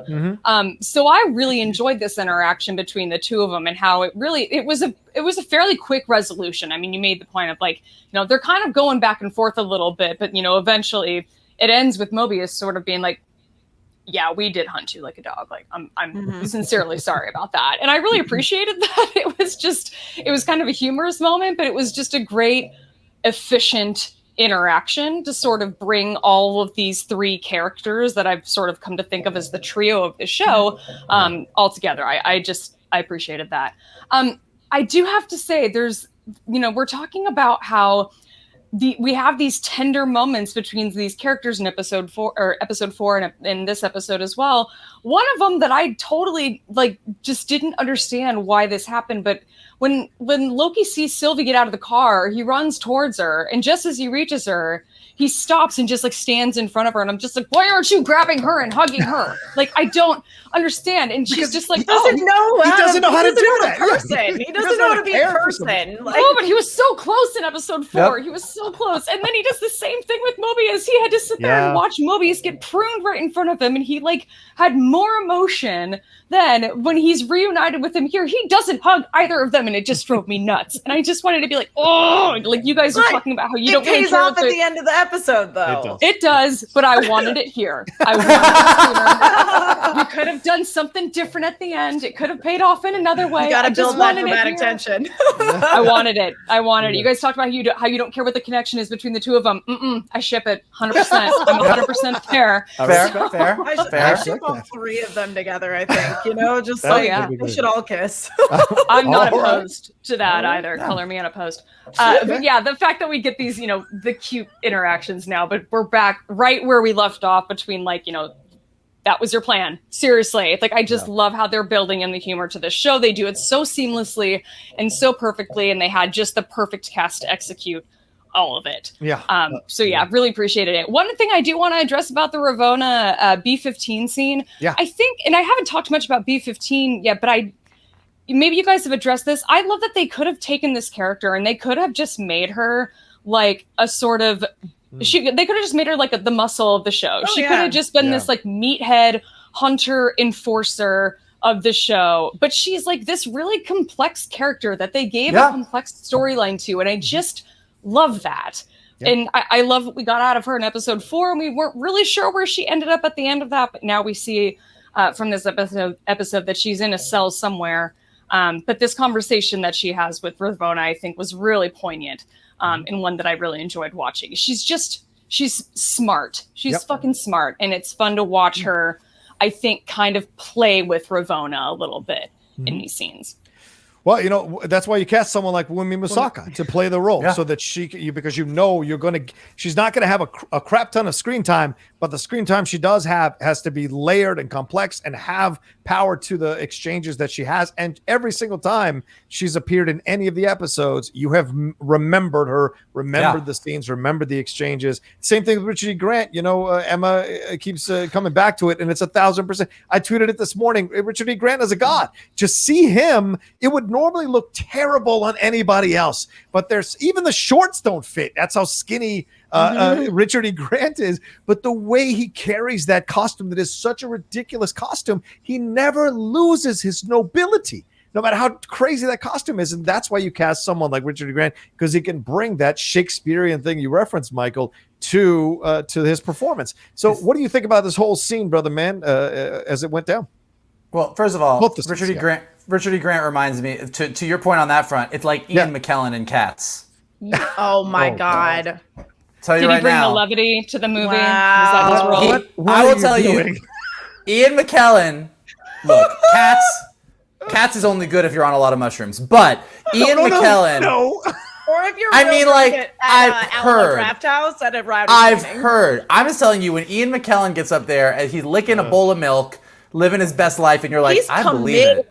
He's committed, just like Richard E. Grant in those shorts. No, I thought that the Sylvie Mobius scene was really lovely. I do agree with Laura. Like that these two have not had a ton of screen time, so seeing them together and seeing sort of Mobius, who is an expert on Loki's, experience sort of probably the smartest of the Lokis, was really, really great and lovely. But then, for me, this Ravona B15 scene was great. I mean, just great. You really see sort of the layers of Ravona peel back as B15 is sort of seeing what's going on right there. And I just loved that differentiation of you'll never find them before she does. You want it and she needs it. And it's the idea of like Ravona is too in control. She wouldn't prune herself. Like Sylvie is like, there's no option but to do this. Ravona's trying to play the angles and she's not quite there. And it really got into even like their conversation about when she was like, you're disloyal. And she's like, disloyal to who? Like they're not real.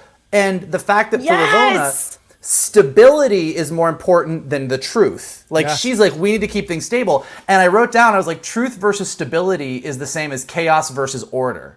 And that's what's great about this show is that, a really good antagonist is usually the diametric opposite of your protagonist. And Loki, or the Lokis, are all about chaos. And the TVA has been, they're giving order to the timeline, but now Ravona is putting that order above the truth or anything else. Like, it's more important to keep everything controlled than to let things get crazy. And on the other side of it, we've got all of our Lokis who are literally chaos incarnate. So I thought it was a really cool scene that sort of underscored who Ravona was. And then, when she walked out and Miss Minutes popped up, I was like, that bitch. But I did think it was this, and this, I could be off on this, but like, I also think it's interesting that Ravona, as much as she and Miss Minutes were doing their whole Groundlings improv bit at the beginning to try and like trick Sylvie, she was kind of lying to Miss Minutes here too. She was like, oh, well, the timekeepers, are in danger, and so I need these files. And I'm like, well, is that why you need those files, though? Right. Like, are you lying to literally everybody? It'll be interesting to see. Nothing says Miss Minutes is going to pull up all the files either. I got a feeling Miss Minutes has a little bit of her own protecting the TVA going on as well, because she was certainly able to improvise on her own. That's essentially AI improvising on her own. Yeah. If they get to that castle in the sky at the next episode, and the throne turns around and it's Miss Minutes with her legs crossed, being like, "It's time!" Like I'm gonna flip my table and walk out of the room. Emma, I go to you on this, and if you don't want to approach it this way, feel free. But for me, I feel like this is one of these brilliantly subtle and deft approaches to highlighting something in our society.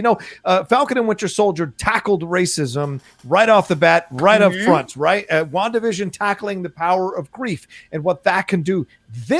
In this whole subtle exploration of the systemic things that are in our society, Ravona represents just keep it the same way. Yes. Don't mess with it, even though other people are realizing or waking up. And we've seen the last few years, so many people waking up to the flaws in the things that we have become pillars of our society and asking for the change, and almost waking up in the matrix to realize this has to be different now. But there's a pushback from the people who want to keep it all the same because they fear we'll descend into chaos if we don't keep it, even though the thing we're keeping is hollow. Yeah. So, and that's one of the things that's so brilliant about Wunmi Musaka in the scene where she's having the confrontation with Ravona, is that Ravona is coming at her, and like everything that she stands for is falling apart at the seams, but she is doing everything that she can to try and keep it together while willfully ignoring all the stuff that is so obviously terrible. And she's up against B15, who's very steadfast in it. Like, she is completely unshaken by the conversation that she has with Ravona. Like, I just got chills thinking about her performance in the scene where she's basically like, you basically saying to her almost, you don't really believe in this. There's no way you can really believe in this. You are choosing to believe in this because it is easier for things to not change. And we see this happen in real life in very subtle ways a lot of the time when, I mean, this is something that's very personal to myself, and obviously it's on a very low level. Nobody is getting hurt by this, but the number of people that say things to me like, oh, am I miss seeing you talk about nerdy stuff? And I'm like, I literally was on a TV show 3 days a week for all of August through December last year doing exactly that. But it's because it wasn't the thing that they remembered me doing. So like, people are more resistant to change than you think they are. And that is definitely something that Loki is exploring through the character of Ravona. Yeah, I think the whole show is exploring this. Yeah, really, and I think that's the brilliance of this show. Because, like I said, Falcon and Winter Soldier tackled it face on. This is tackling it on like all the way down to a foundational level of our society. Initially I thought it was about taking apart religion. This show is taking apart our entire society and asking, and even taking us apart as human beings all the way to our own personal foundational levels and how we approach things and repetitive patterns in our life that yield the same results. So it's just fascinating how deep this show has gone. Well, I mean, I think to your point, I mean, you are absolutely right about the bigger sort of society and controlling, and through Ravona, it's that. But like, I think on a very personal level, I think every one of us struggles with a fear of, we all try and control our lives. We all try and control. Yeah, it's definitely a control thing. We don't want to be chaotic. We are all afraid of connection in some way, shape, or form. Like, we're putting yourself out there, the fear of betrayal, the fear of someone not being there for you. Like, that's something we all struggle with, and Loki is an extreme case of that. And watching him sort of go on this journey of self-discovery in the weirdest possible way is really, it's personal and emotional as much as it is sort of about bigger societal things as well. Yeah, absolutely. All right, we go back to the Lokis there. Mobius and old Loki discuss alligator Loki. Kid Loki asks Mobius why he wants to go back. And Mobius says to tell the people the truth and to burn it all down. And he says, it's never too late to change. And then Loki and Sylvie talk about Mobius. They're sitting outside there while everyone else is in the bunker, or in another place rather. And they're sitting outside, and it's cold. But Loki conjures a blanket only for himself. In that moment, I'm like, bro, what are you doing, bro? Bro, what are you doing? But he's respecting her independence as a person, I think, or he doesn't know what to do in these moments. And Sylvie asks him, he said, I can conjure a blanket for you if you'd like. But Sylvie says, why don't you conjure me a new outfit? Walking around in this is not easy. And then Sylvie really opens up to him about talking about not having friends or anyone around or being able to connect with people. And as they're exchanging this commonality amongst themselves, Loki takes it upon himself to conjure a new blanket that covers both of them. Sylvie makes a cute comment about it and how it itches or whatever. And then Sylvie wants to know and puts it on the table how she can trust that he won't betray her in the final moments. Wow. Loki delivers an incredible mini speech about knowing why he betrayed the people he loved. He knows that now, and he knows he doesn't need to do that again. Ladies and gentlemen, it's called growth. She says there will be a timeline for him to rule. Maybe there'll be a timeline for him to rule when this is all over after the void and they win. And he says, yeah, maybe. And then he asks what she will do. She says she doesn't know. And then Loki offers the possibility of them maybe ruling it together, the timeline. And she says, maybe. Mike, this is the sweetest effing scene I've seen in a very, very long time. Even though they're both socially awkward with each other. Well, that's why there's honesty in the interaction. I want to talk about the blanket scene because I think that's the best scene in the show. But really quickly before that, just what you were saying. Yeah. Fucking Owen Wilson.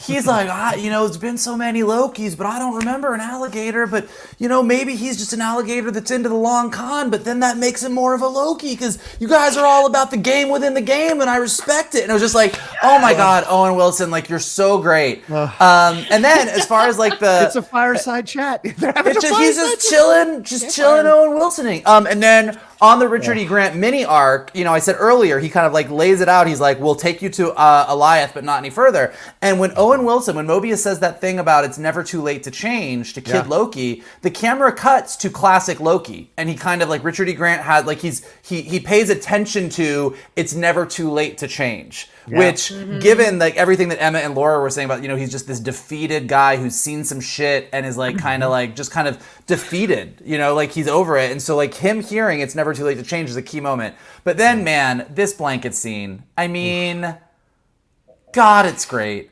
Yeah. It is like, to your point, like, yeah, he makes the blanket and he's still Loki. It doesn't occur to him to make her, and then he realizes he doesn't, so he offers it. But of course, she's a Loki, so she's not going to take anything for free. So she's like, oh, no, like, you could do this instead. And then they spend a little bit of time talking about, like, well, this thing Mobius said about the Nexus event, like, that's crazy, right? Yeah, no, it didn't mean anything. Like, they're sort of talking around everything because they don't know how to talk to each other. And then when she's like, she just, in this moment of vulnerability, she's like, I don't know how to do this. Yeah. And he's like, I don't even know what we're doing. And she's like, I don't have friends. I don't have anyone. And I'm like, oh my God. And it's like, again, it's this weird meta thing because it's about two people who don't connect with anyone kind of taking those first awkward steps to connect with each other. Yeah. But at the same time, it's also about someone who's been a coward his entire life and doesn't really think he's worth a lot. Yeah. Finding this person who is him, who he's like, it's about self-love as much as it's about connection. It's crazy. And then I really did love, like, when she says the thing, when she's talking about the betrayal, and she kind of does point out, she's like, if we do this, there's probably going to be that realm that you can rule. And he does this great moment, Tom Hiddleston, where he's like, and then I'd finally be happy. And it's him realizing it's that thing that we all have where it's like we all have that goal. Oh, well, once I rule a throne, once I kill Thor, once I win that Oscar, once I get that job, oh, well, then I'll be happy. And it's that moment where you realize, oh, that's fucking stupid. Yeah. It's this right in front of me. It's this. And it's like the way he scoffs about it. And when he asked her what she'll do, he doesn't, you were right, but you were like she doesn't say we could rule together. Like, it's not about them ruling anymore. She literally, what she actually says is, when he's like, well, what are you going to do? And she goes, I don't know. And he's like, maybe we can figure it out together. And I think the unknown of figure it out, the idea that like, there's not that goal, that thing that I want to achieve anymore. It's like, well, it's chaos. We're off the timeline. Like, we don't have a set plan anymore. And watching these two sort of figure it out while at the same time both being Lokis is just, it's fucking weird, and I love it. Yeah, this was the moment. It's rewarding. Very rewarding. It's rewarding. Right, It's super rewarding. This is the moment that I was like, Sophia Di Martino is just went next level and I want her in every MCU movie in some way, shape, or form. She's so great in this scene, going toe to toe with Hiddleston, and it's so note perfect in their chemistry and their interactions, the beats, the moments, the pauses, all of it just works so well. And what Michael said, it's what RuPaul says: if you don't love yourself, how the hell you gonna love anybody else? That's right. Can I get an amen up in her? Emma, talk to me about this whole sequence. I mean, this must have broke you in some way, this awkward connection with these. It's so, you just love them so much here, right? I just love them so much. And hearing Mike talk about it, just you really hit the nail on the head of the other level of this scene that I loved so much, which was so specifically that idea of, because I see people constantly in my circle who are posting things about how they just want to achieve this one thing. And when they achieve this one thing, they'll be happy. And when they get to this point of their career, that's what's going to be the thing it's going to make their whole lives better. And I think that, like, just me on a personal level, like, I feel like I've been feeling a little bit like, okay, well, I don't think that's really the right thing for me. Like, I feel like for me, I'm going through some stuff transitionally as far as my own sort of work and things go at this point where, you know, I'm dealing with the fact that it's like, you know, I did have basically my dream job for most of last year or for a solid half of last year. And, you know, this entire year, it's kind of been dwindling down. And so now I'm in a place where it's like, okay, I think I'm moving on to the next thing and not feeling sad about that. And also like getting the thing that I really wanted didn't make me, I mean, it did make me happy on some levels, but it's not like it solved all of my problems and made everything great. And it is also that idea of recognizing that like happiness is a journey and a discovery. And the more that you open yourself up to that journey and looking at what's right in front of you, I had a moment last night where I mean, like the timing of this episode for me could not have been more perfect because I had a moment because I was talking to somebody and kind of explained to them what had been going on with me. And I was like, and I had a moment where I was like, do I not want enough? I kind of just want to be happy. And what makes me happy is to enjoy the journey and embrace the unknown and figure it out, which is literally what Loki says to Sylvie in this scene. And so it just like, it was so beautiful. And the way that they are trying to connect with one another as people who don't really fully understand human connection, but being so honest and communicative with one another. It's just absolutely beautiful. Yeah. Oh, yeah. I love everything you said. Being the old man in the room, I love everything you said. This is the process. This is the transition time. You realize, oh yeah, achieving all of this, but if this isn't 100% aligned with it, it's not going to bring you the joy that you think. And you only discover that in the journey of your life. And everyone's got their own pace to it for sure. Laura, I mean, we're telling truths here, revealing vulnerabilities here. What did this scene bring out in you other than finally you got them to be closer to each other? What else stood out for you in this scene? Oh, we're not going to cross that bridge today. People laying on the line. I gotta say, I mean, Emma kind of already took the words out of my mouth, and that I was going to say, like, this was about the journey. I think for them, you know, when you talk about getting to that destination and then finding, like, now what? I think the now what is that this is not your happily ever after. This is just, you know, the beginning of something what could be new for Loki and Sylvie. I think, and it was really, really fun to watch these two characters who don't know a ton or don't understand a ton about human nature being played by actors who have to know everything about human nature in the way that there's little moments. I mean, at one point, I think it was like, you know, they're talking about, you know, our Nexus event. And yeah, that was a nice moment, but it sounds like another TVA lie, right? Like Mobius was lying to us. And like Tom Hiddleston just looks at her with like this hopeful, sad expression that is just so perfect in the moment. And that's when they dive into the, you know, I don't know how to do this and I don't even know what we're doing. And, you know, it was just so perfectly acted. I mean, this is everything that I've enjoyed about this show is any interaction I get between these two characters, and these two actors playing them are just superb in this. And yeah, I mean, I have it in my notes in all caps, like Loki conjures a blanket and it's around both of them. And I think the thing that really killed me in that scene was not only that in that moment that he conjures it for both of them, but she leans in just a little bit. It's so subtle and so small, but it's so perfect. And I just loved it so much. And he smiles and the camera's not even looking at him. It's more centered on her. Yeah. But in that moment when she leans in, you can see him up in sort of the top corner of the screen and he's just like smiling. And I'm just like, and I love it so much. It's just so perfect. I loved everything about this scene and I just want the whole show to just be all of that. So it won't be, and that's fine. But I loved it.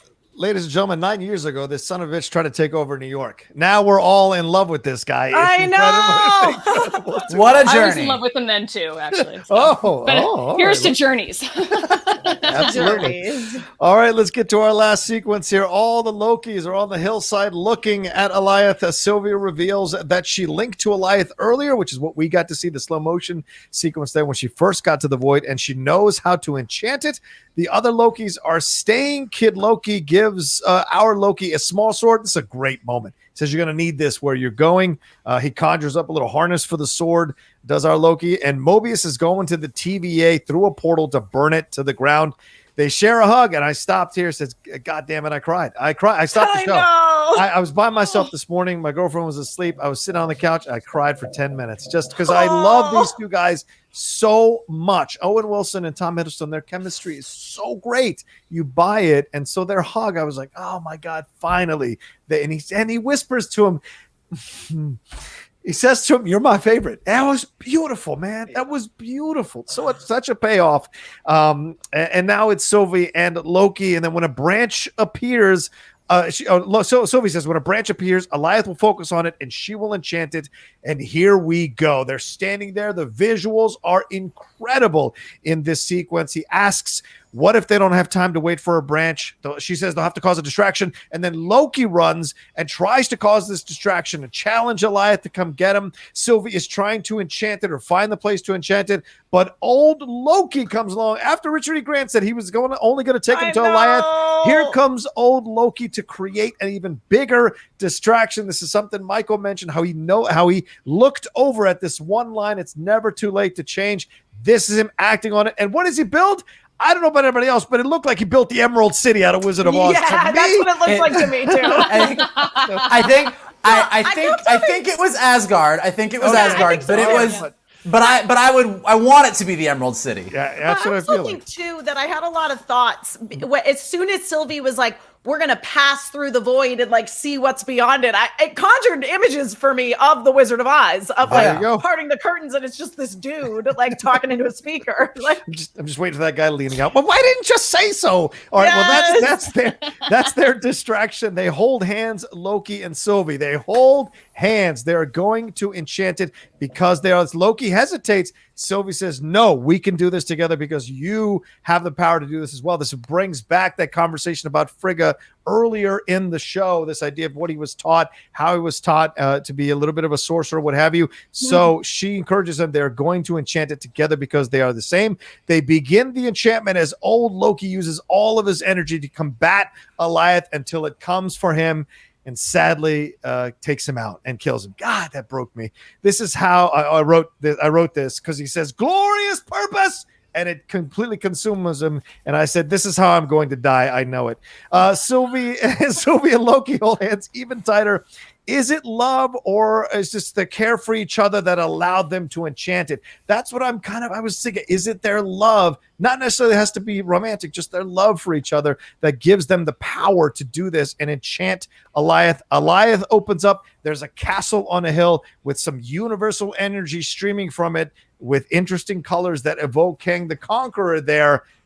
And the show ends. Wow. What ending we got here. Emma, I'll go to you first on this one. Reactions to this ending. Power of connection, baby. When the Lokis learn to love themselves and love others, which we do see love between Loki and an other who is not a Loki, that of course being Mobius. Yes. When Loki looked at him and there was that pause moment and then he walked over, I was like, just give him a hug. Actually, I think I probably said kiss, but you know what? I was fine. I was fine with the hug. It was just so great. And when old Loki stepped in and started, and also the other Lokis, Loki and Sylvie Loki going, oh, he's more powerful than we realize. Because he does. He looks like this ridiculous. I mean, it's the outfit. It really throws you off.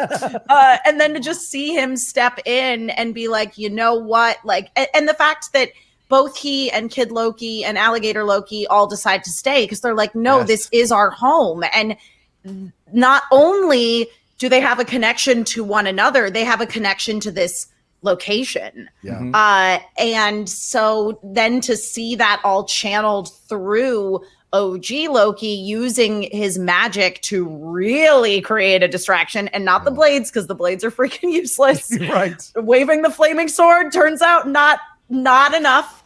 And then the combined powers of the two Lokis doing the enchantment. I got so happy when Tom Hiddleston Loki was able to do it. Yeah. Laura, talk to me about this end sequence. What stands out to you? What affected you? What you got the hug with Mobius and Loki there, but we also got Sylvie and Loki holding hands using their power of connection to finally break through Alioth. I think the thing that stood out the most for me in a lot of these end scenes was the music. I mean, it was the just music in this show is so good. You're so right. It is, and I can't wait till we get the volume 4 through 6. This soundtrack up on Spotify or something, because 1 through 3 is good, but man, the music in this particular episode, it was great. Yep. Especially, I think it's like when Kid Loki gives Loki the sword. I mean, there's a music cue there that's just absolutely gorgeous. You're right. So yeah, the hug between Mobius and Loki was super satisfying. I really appreciated it. I needed that moment a little earlier, but it's fine. It's fine. It still worked out. It was still like, it just, I think, was really, really perfect. There was one thing I wanted to say about the hug, and now I think I've lost it. Okay. That's okay. I'll come back to it.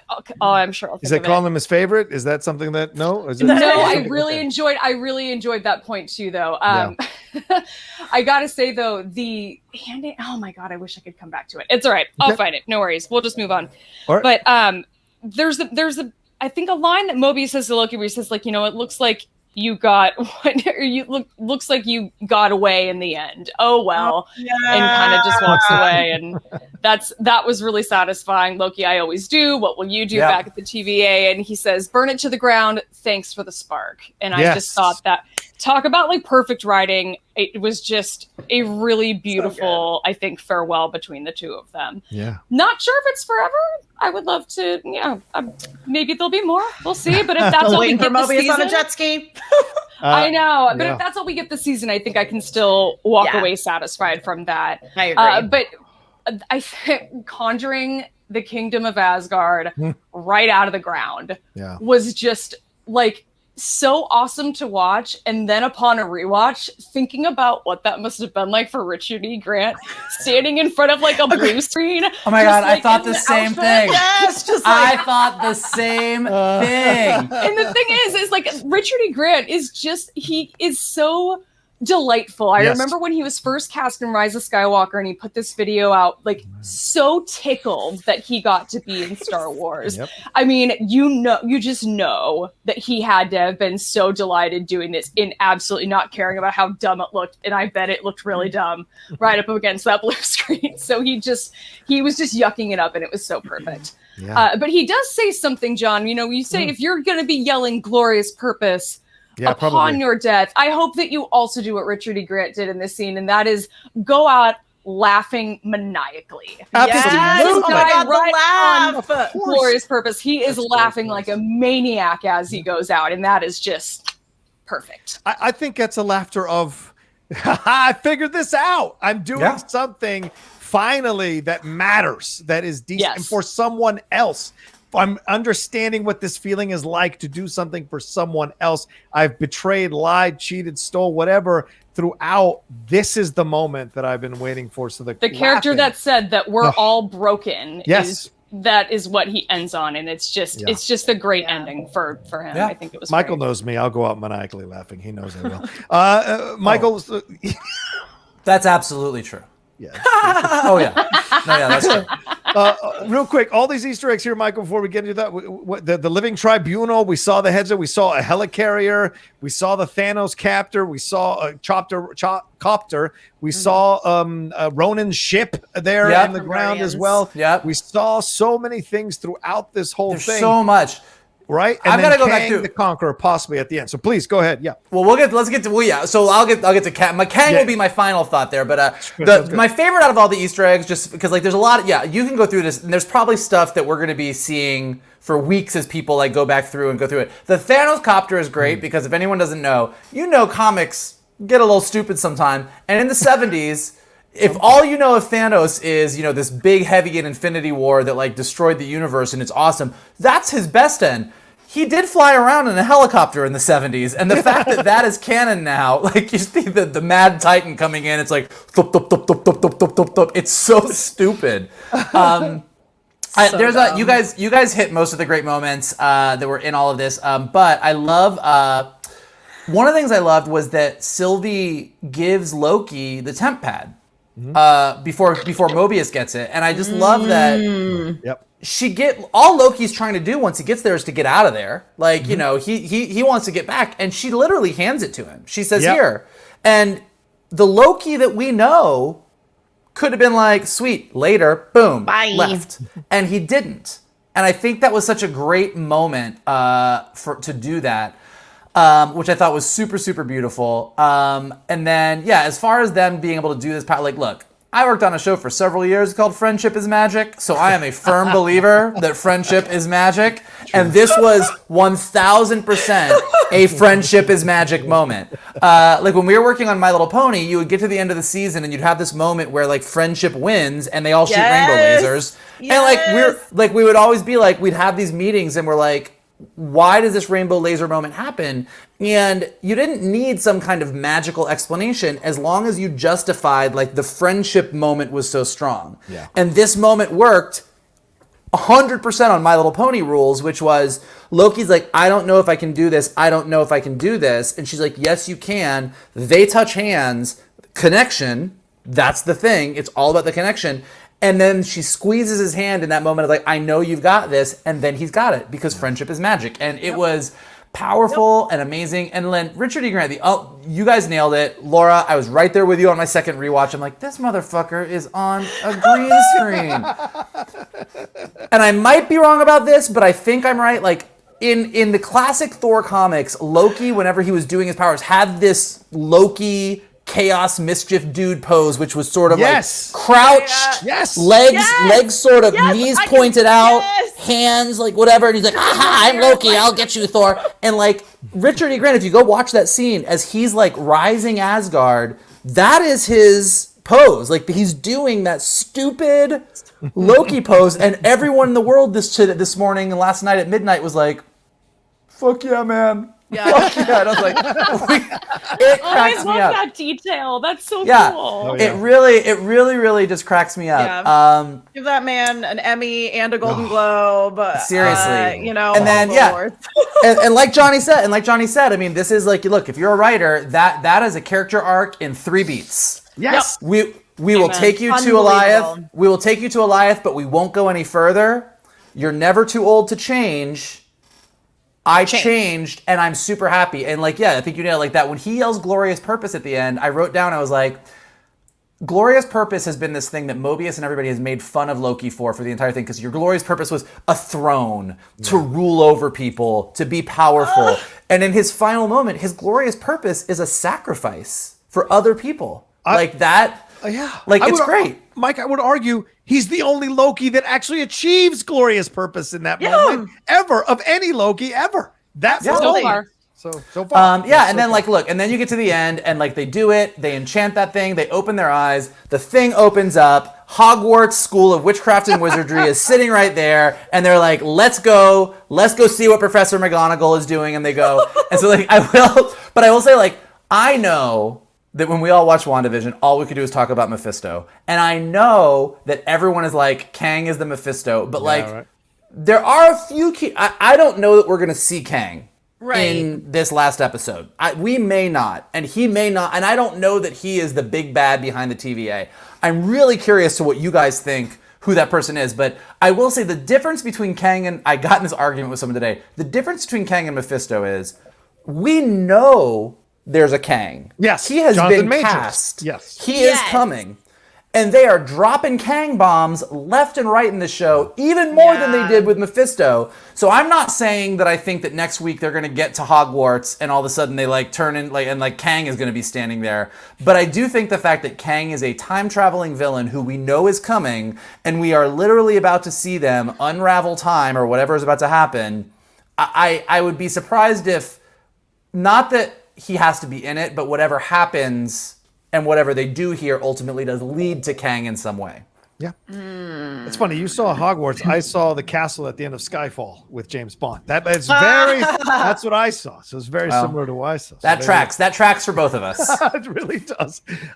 Do you two want to chime in? Do you, Laura and Emma, do you guys have an idea of do you think it'll be Kang? Do you think it'll be something else? Do you think it'll be a mystery they'll answer in a movie later after the show is or done? Season 2? Or, Loki's the only. I might be wrong on this, but Loki's the only one out of the first batch that got picked up for a second season. Yeah. So I think it would not be necessarily satisfying if we don't get a revelation of who's behind it, but because there is a second season, I do think there are ways to wrap it up in a way that is satisfying. My only thought, and I had it just now, and I don't think it's correct because I don't think narratively it would make sense given the journey of Loki. But what if it was another Loki variant? A lot of people think that. People think that. Okay. I wondered the same thing. Yeah. Okay. All right. Because I don't know enough about the rest of the comics and all these characters in the wings to have any guesses to who it would be. Laura's like, it's Ezra Bridger. They found him. No, speaking of Loki though, I did wonder if there's any chance that either, and I'm not thinking this as much about Mobius now, but if Mobius or Ravona is by chance another Loki variant. And I don't think it would make sense, but there was part of me that wondered that. And along the lines of it being potentially another Loki variant, because that to me, the way that would work is because we have met the timekeepers as robots. Yeah. And so maybe actually Loki already achieved what Loki set out to do. Yeah. It's very possible. Yeah, I like that idea. I'm keeping all options open because it could be. And the best part is it's usually something that none of us have thought of, and they throw a curveball at us. But it's interesting because there's a couple things we all know that Multiverse of Madness is spinning out of this, and that's happening. And also, most people are relatively sure, and I think so, that the whole What If animated series that's coming out is also spinning out from this. Right.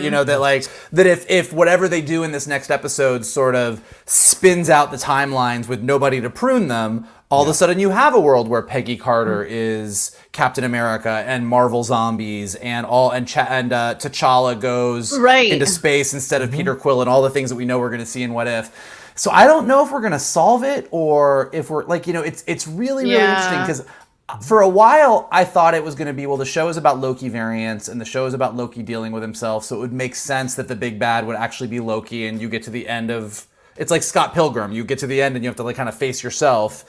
I don't know that would be, if they sold it right, it could be satisfying, but I don't know. I'm definitely a Johnny. I don't have a firm thought, except that I'm really excited about it. I can't wait to see where they go. This is the thing. They've earned me not speculating about it. I'm on the ride. So take me where you want to take me. I 1,000% trust you. Yeah. I'm holding your hand. You enchant me. I'm down. Let's make it happen. So I'm down. All right. Well, there we go. That's our spoiler review episode. Oh, one last Easter egg. The ship that comes in, that's the USS Eldridge. The USS Eldridge is rumored to be part of the quote-unquote Philadelphia experiment that supposedly happened in the 50s, where they disappeared an entire naval ship. The Navy has always denied it. Never happened. Well, maybe the TVA did it. So that's why that ship is in there. Nice. Nice little nod maybe to the people who are into I was wondering about that. Yep. It's a film in the 1980s starring Martin Sheen that based on that legendary thing. So, but it's considered an urban legend or a hoax, but some people consider it to be a true thing that's UFO related. So who knows? It was the TVA the whole time. All right. That's our spoiler review episode for episode 5 of Loki Journey into Mystery. Thank you all so much for joining us. And thank you definitely to the two ladies who joined Michael and I for this review. Let's start with Laura Kelly. Laura, where can the people find you and everything that's going on, please? Sure, come find me at my podcast, which is Force Toast, a Star Wars happy hour, where my friend and I drink wine and talk about Star Wars, and it's a lot of fun. You can also find me on Twitter at @shutup_Laura, and you can find me performing at the Schmoedown's Collision event at the end of July. I'm not sure actually if tickets are available yet or not, but keep an eye out if they are. There you go. And at some point, Laura and I are bringing back Jedi Way. I think next week, finally, once and for all. Emma, Fyffe, thank you again for coming and hanging out with us this week. Please tell everybody what you got going on as well. Yeah, so I'm at Emma Fyffe all over the internet, wherever Emma Fyffes are sold. I've got a Twitch channel. I'm out there doing stuff. I might be working on something pretty cool next week, but I can't talk about it yet. Okay. And also, yeah, I don't know, I'm just like living my life. I tweet about the stuff that I'm doing. So, I'm going to be on Josh Birdie on the Good People Association on Friday. I believe I'm competing against Jen Sturger, so that should be a blast. Oh, wow. That should be fun. That's for sure. All right. So, Michael, I guess I'll do the Shannon part of this. Thank you all so much for watching. Here's where you can follow us on Twitter. Please follow the Geek Buddies at Geek_Buddies. On Instagram, we are at _Geek_Buddies. If you want to follow Shannon on Instagram, you can follow him at Shannon the Geek Buddy. On Twitter, it's at Shannon_McClung. If you want to follow Mr. Michael Vogel, it is at Game MKTune. If you want to follow me, it's at The Rocha Says. Or if you're going on Twitch, The Outlaw Nation. So, Michael, what do we have to tell him? It was good. You didn't have the lilt to your voice that Shannon has. It's almost when he does it, it's almost melodic. And you can follow him. It was good though. It was good though. All right, I got something melodic for you. Yeah, go ahead. Anyway, go ahead. As for my part, look, I don't care if you are boastful, classic, kid, or alligator. We love having as many people here as we can. All variants welcome. And here's what you can do to help us get some more people. You can hit the like button below. Definitely join Johnny's Outlaw Nation page. There is a ton of great stuff. Some with me, some with these lovely ladies, some with a lot of other people. He's got a lot of stuff going on. He's a very busy man. Leave some comments below. Tell us what you thought about this episode. What were your favorite moments? What do you think the show is about? What do you think is going on with Sylvie and Loki? And most importantly, who do you think is going to be at Hogwarts when they get there next week? Send us some owls. Let us know. Tell us below. And if you are listening to us on Anchor or Spotify or Apple Podcasts, leave us some stars. Leave us some comments. It helps us go up in the rankings, which is the best way for people to find us. And even beyond that, the bestest thing you can do is retweet this video, post it on your social media pages, tell everybody to check out the Geek Buddies, our weekly show, our spoiler reviews for Loki, our spoiler reviews for The Bad Batch that we do with Laura Kelly, and upcoming our spoiler reviews of What If. I'm sure we're going to do a Black Widow review. If it's something super geeky and cool, we probably going to talk about it, and you won't come check it out. That's right. If you haven't watched our regular show that we dropped yesterday, please go back and watch that as well. We talked about a lot of things there as well. All right, that's it from us. Take care of yourselves. Be well and get ready for that season finale of Loki. It is coming, and I think it's going to break all of us and every one of you that's watching as well. And we'll talk to you next time on another brand new spoiler review episode from the Geek Buddies! Hey!